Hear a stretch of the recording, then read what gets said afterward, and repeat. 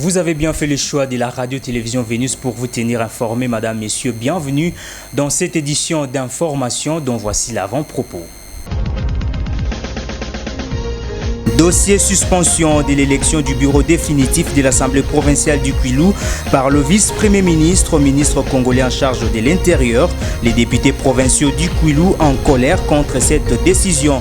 Vous suivrez dans cette édition du journal l'extrait de leur déclaration.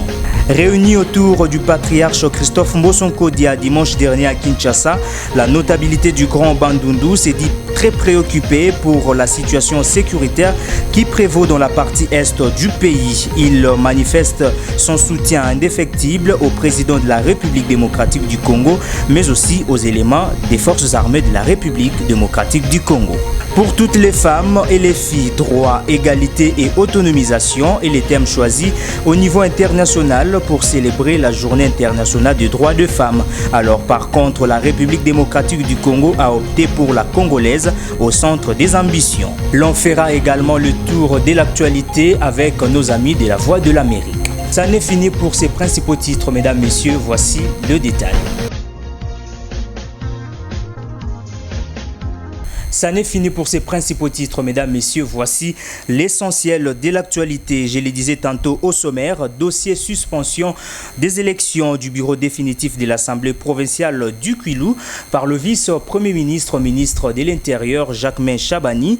Les députés provinciaux du Kwilu en colère contre cette décision. Ils exigent au vice-premier ministre de la retirer et à la CENI de publier le calendrier électoral dans un bref délai. Suivez l'extrait de leur déclaration choisie par votre rédaction.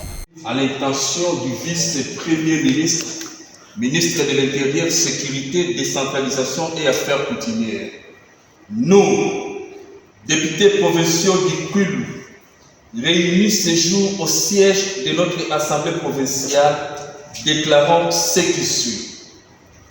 C'est avec consternation que nous avons appris la décision numéro 25/4/VPM/104/2025 du 7 mars 2025, prise par le vice-premier ministre et ministre de l'Intérieur, ordonnant la suspension de l'élection du bureau définitif de l'Assemblée provinciale du Kwilu.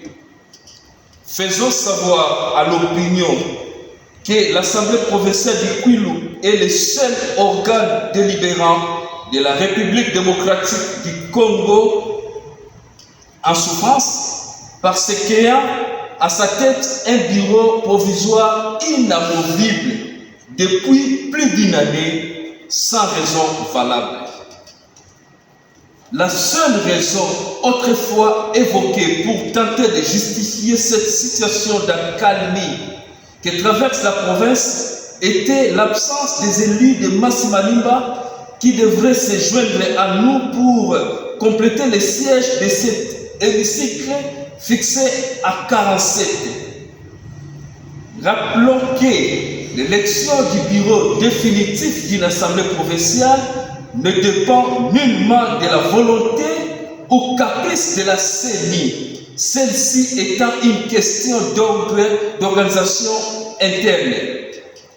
Exigeons le respect du sacré principe de l'indépendance des pouvoirs reconnu au pouvoir législatif dont l'Assemblée provinciale du Kwilu fait partie de ce qui précède et considérant la détérioration de la situation sociopolitique qui se vit dans la province du Kwilu par manque d'animateurs légitimes des institutions politiques provinciales, demandons, primo, les retraits purs et simples par le vice-premier ministre et ministre de l'Intérieur de la décision sus-évoquée.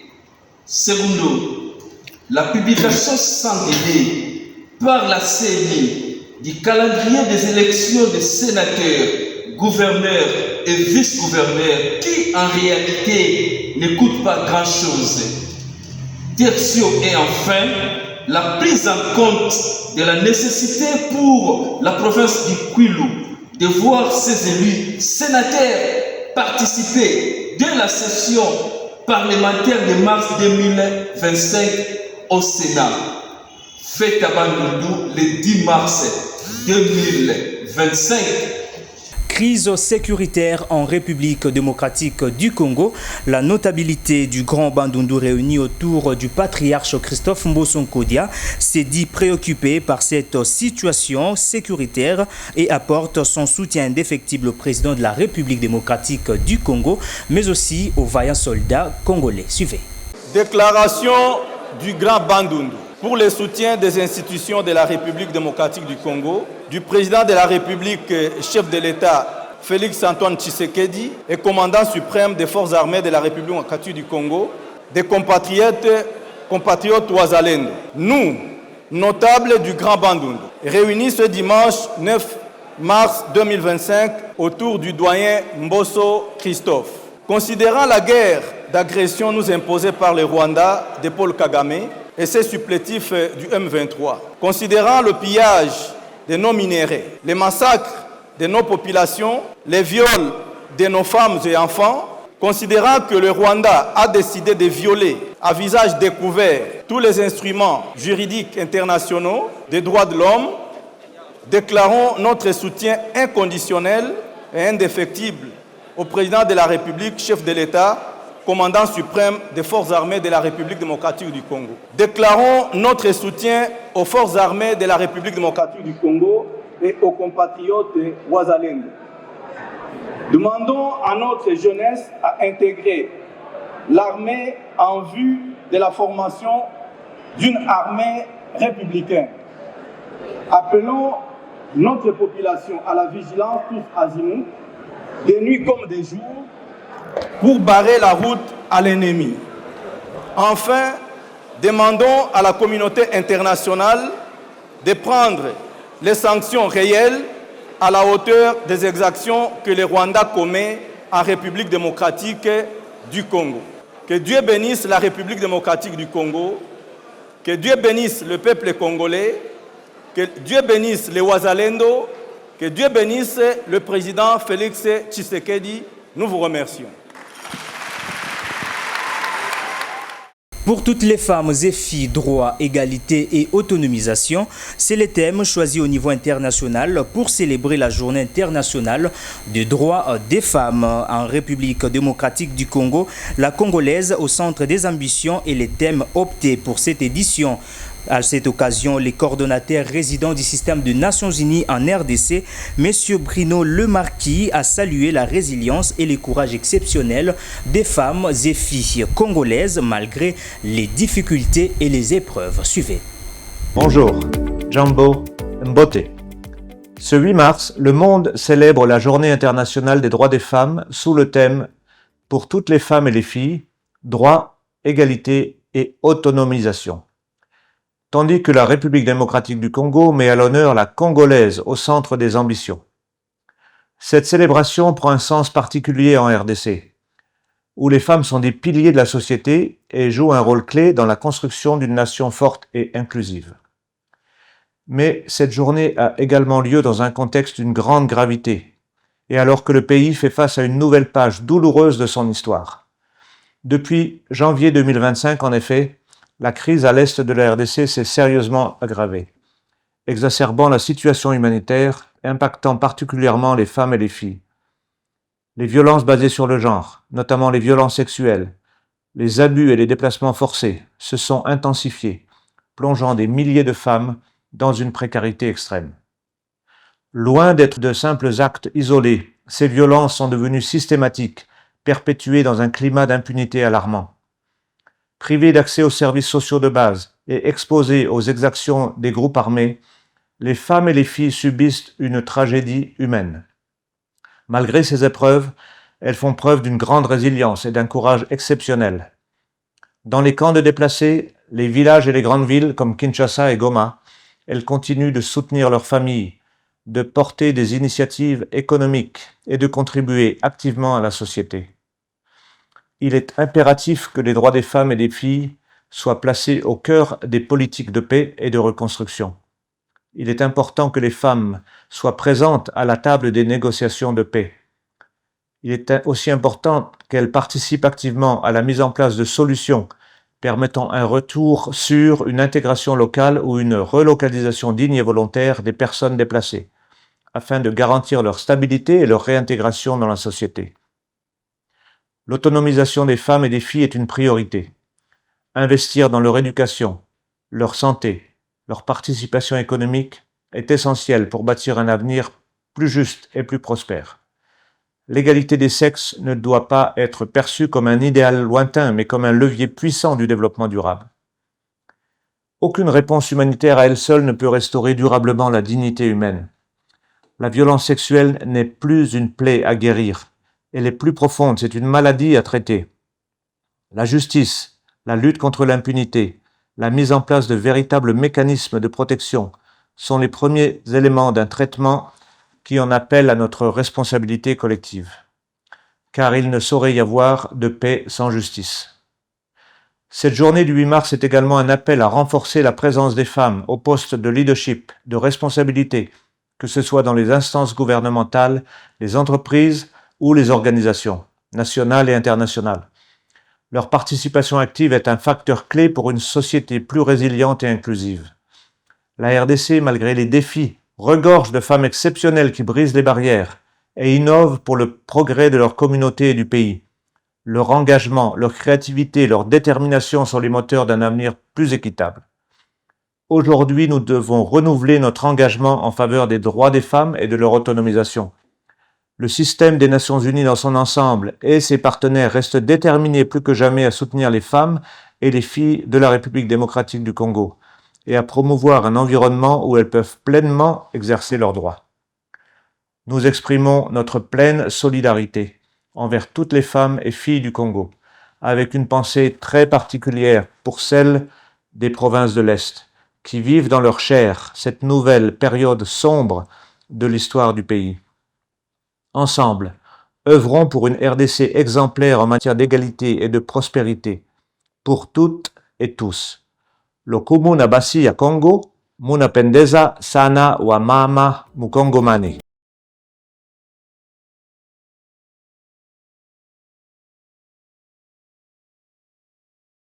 Revenons tout à l'heure dans la ville de Kikwit, précisément au lycée Siama Kikwit Sacré-Cœur, où la journée du 8 mars 2025 a été célébrée un jour avant, soit le 7 mars 2025, sous une ambiance scientifique et divertissante, explique Bob Louboman dans ses récits. Suivez.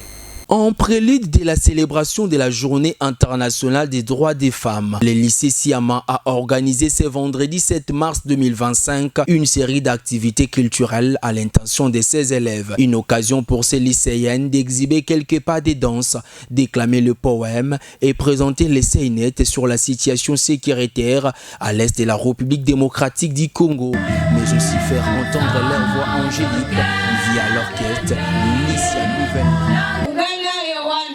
Pourquoi vous attaquez la RDC? Nous l'attaquons parce qu'elle est très riche et nous sommes très pauvres. Ouganda et Rwanda, d'où prenez-vous cette force d'attaquer un grand pays continent comme la RDC? De l'Occident. Madame la RDC, peux-tu céder une partie de ton sol pour aider le Rwanda? Non! La RDC ne cédera aucun centimètre de son sol. Elle restera unie et indivisible. La RDC ne cédera jamais son sol et ses villes. Ouganda et Rwanda, qu'est-ce que vous visez au fond du cœur en attaquant la RDC? Nous voulons que la RDC puisse nous céder une partie de son sol. Madame la RDC, tu as pris la part du lion. Veux-tu prendre les armes pour venger et donner les leçons au Rwanda? Non! La RDC est un pays pacifique. Elle ne se bat pas par les armes, sauf par la diplomatie. Oui, nous sommes frères et amis. Nous avons tous la peau noire. Il y a des Congolais qui vivent au Rwanda et il y a des Rwandais qui vivent au Congo. Gardons nos relations, évitons la guerre.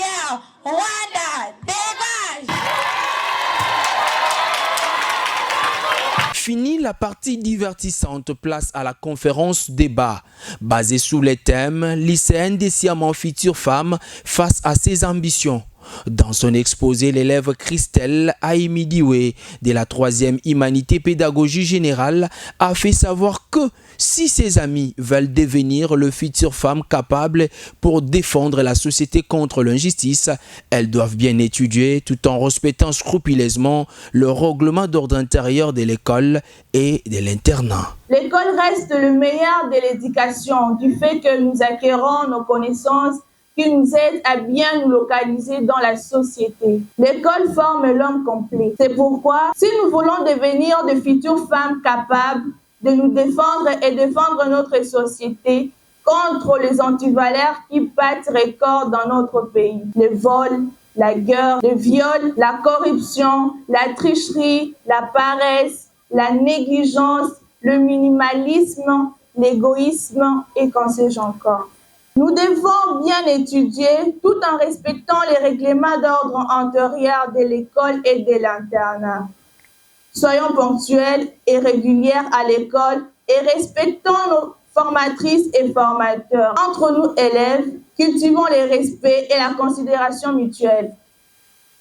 Aimons-nous les unes et les autres, entretenons de bonnes relations afin de ne pas être sanctionnés qui nous empêcherait d'atteindre nos objectifs visés. Fort de ce qui précède, la pédagogie actuelle met l'accent sur l'apprenant au centre de son apprentissage, d'où l'expression pédocentrisme. On ne vient pas à l'école par la pression des parents et les enseignants, ou simplement parce que tout le monde y va.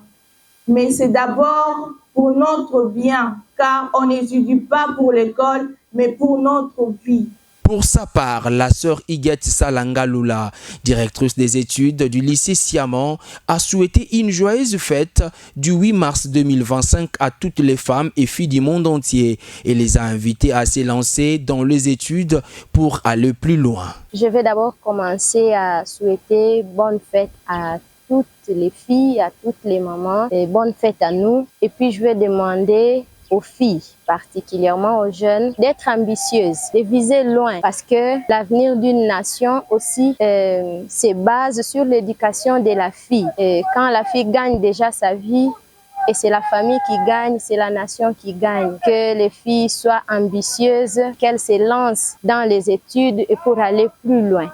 Signalons cependant que pour ce 8 mars 2025, l'ONU-Femmes a choisi de sensibiliser autour du thème pour toutes les femmes et les filles, droit, égalité et autonomisation. Et puis d'un sujet à l'autre, le maire de la ville de Kikwit, Bengiama Kachaka, a lancé vendredi dernier à l'Institut Kangulumba l'examen préliminaire pour les candidats autodidactes de la province éducationnelle Kwilu 2. Au moins 59 candidats ont pris part à cette épreuve pour l'édition 2025 au centre de Kikwit, nous fait savoir ces reportages signés pour vous par Bob Luboma. Suivez.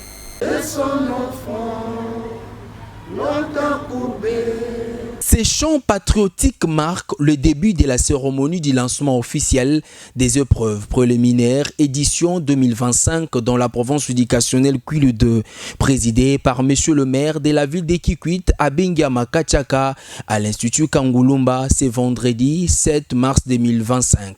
Dans son mot de bienvenue, madame Georgette Molo, sous-provède de la sous-division Kikwit 1, a invité ses candidats autodidactes à bien vouloir présenter un travail individuel et réfléchi. Nous exhortons les candidats au calme, à la discipline, à présenter un travail individuel et réfléchi, à respecter les consignes et leur souhaitons un succès et bonne chance. Pour sa part, monsieur l'inspecteur principal provincial du Kwilu 2, Jacques Djouma, s'est réjoui du fait que le nombre de candidats à cette épreuve préliminaire est diminué. Cela témoigne que le taux de scolarité est élevé à la province éducationnelle Kwilu 2. Je me réjouis de voir que ce nombre, ça décroît. Et nous espérons qu'au fur et à mesure que ce nombre deviendra très minime, de sorte qu'on aura peut-être seulement un seul centre. C'est un bon signe. C'est un signe qui prouve que notre province,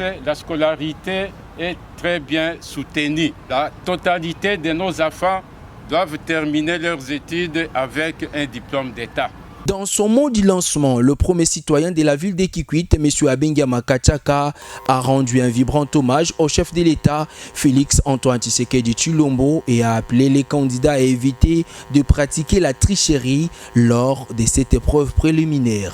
Qu'il me soit permis avant toute chose de rendre mes hommages les plus déférents à son Excellence, Monsieur le Président de la République, chef de l'État, Félix Antoine Tshisekedi Tshilombo, pour la paix et la tranquillité sans lesquelles ces épreuves n'auraient pas eu lieu dans la ville de Kikwit. Chers candidats, je vous invite donc à ne pas céder aux démons de la fraude, de la tricherie et de la collaboration qui entravent la réussite et paralysent notre système éducatif. Signalons cependant que 59 participants ont pris part à cette épreuve, dont 24 femmes et 35 hommes. C'est par ici que nous bouclons partiellement cette édition d'information pour vous proposer le rappel, le principal titre. Dossier suspension de l'élection du bureau définitif de l'Assemblée provinciale du Kwilu par le vice-premier ministre, ministre congolais en charge de l'Intérieur. Les députés provinciaux du Kwilu en colère contre cette décision. Vous suivrez dans cette édition du journal l'extrait de leur déclaration. Réunis autour du patriarche Christophe Mbosonkodia dimanche dernier à Kinshasa, la notabilité du Grand Bandundu s'est dit très préoccupée pour la situation sécuritaire qui prévaut dans la partie est du pays. Il manifeste son soutien indéfectible au président de la République démocratique du Congo, mais aussi aux éléments des forces armées de la République démocratique du Congo. Pour toutes les femmes et les filles, droit, égalité et autonomisation est les thèmes choisis au niveau international pour célébrer la journée internationale des droits des femmes. Alors par contre, la République démocratique du Congo a opté pour la congolaise au centre des ambitions. L'on fera également le tour de l'actualité avec nos amis de la Voix de l'Amérique.